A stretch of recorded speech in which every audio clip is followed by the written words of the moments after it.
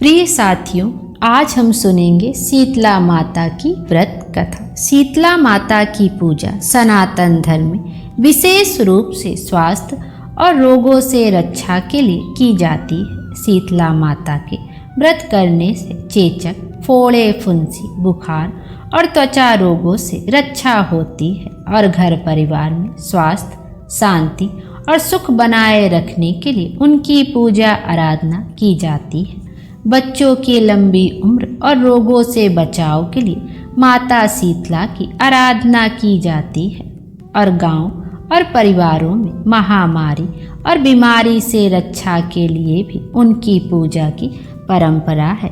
माता शीतला को हमेशा बासी भोजन का भोग लगाया जाता है, जिसे कि बसोड़ा भी कहा जाता है। शीतला माता आरोग्य की देवी है। शीतला माता की कृपा प्राप्त करने के लिए आइए हम सुनते हैं शीतला माता की व्रत कथा। और आप सब भी कमेंट में शीतला माता की जय अवश्य लिखिएगा। एक बार शीतला माता ने सोचा कि चलो आज देखूं कि धरती पर मेरी पूजा कौन करता है, कौन मुझे मानता है। यही सोचकर शीतला माता धरती पर राजस्थान के डुगरी गांव में आई और देखा कि इस गांव में मेरा मंदिर नहीं है और ना ही मेरी पूजा होती है। माता शीतला गांव की गलियों में घूम रही थी।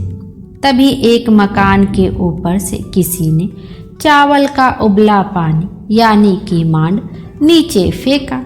वह उबलता पानी शीतला माता के ऊपर गिरा, जिससे शीतला माता के शरीर में फफोले छाले पड़ गए।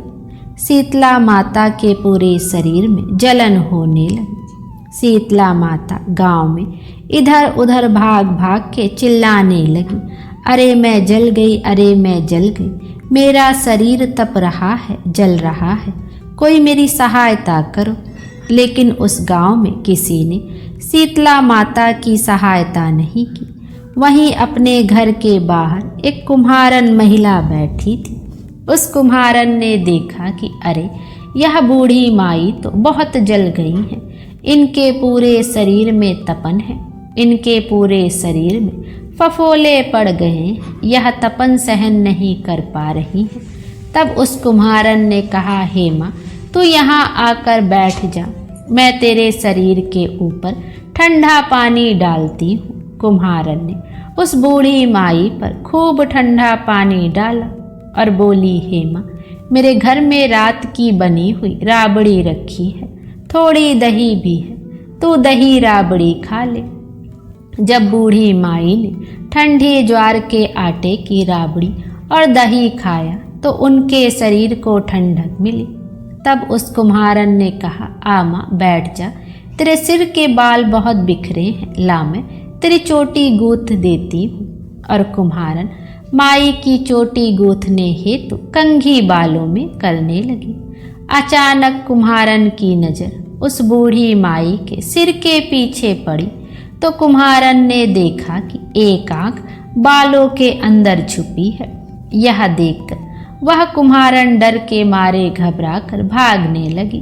तभी उस बूढ़ी माई ने कहा, रुक जा बेटी, तू डर मत, मैं कोई भूत प्रेत नहीं हूँ, मैं शीतला देवी हूँ।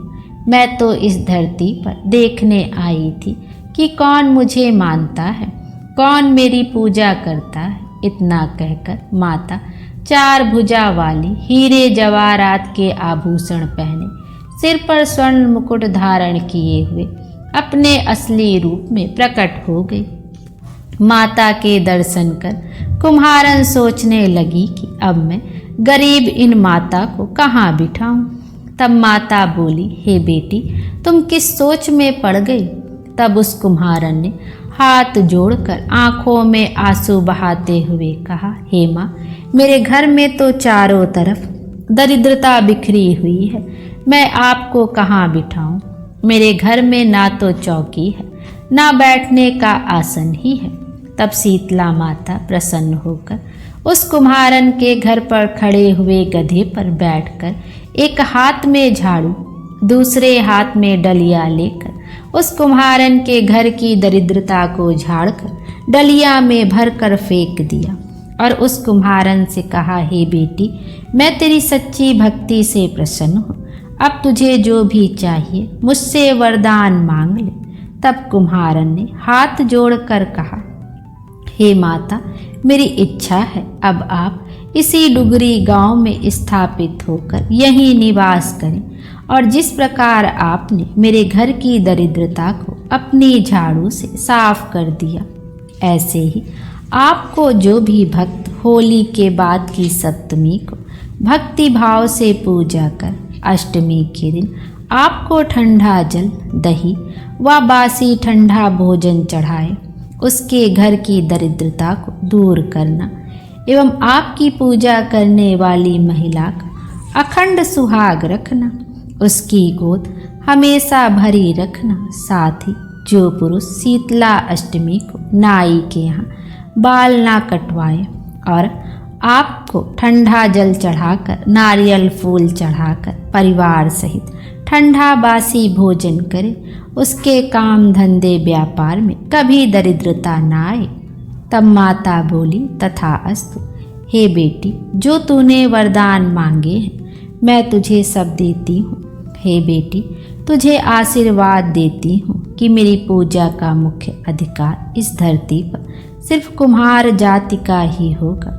तभी उस दिन से डुगरी गांव में शीतला माता स्थापित हो गई और उस गांव का नाम हो गया सील की डुगरी। प्रेम से बोले शीतला माता की जय।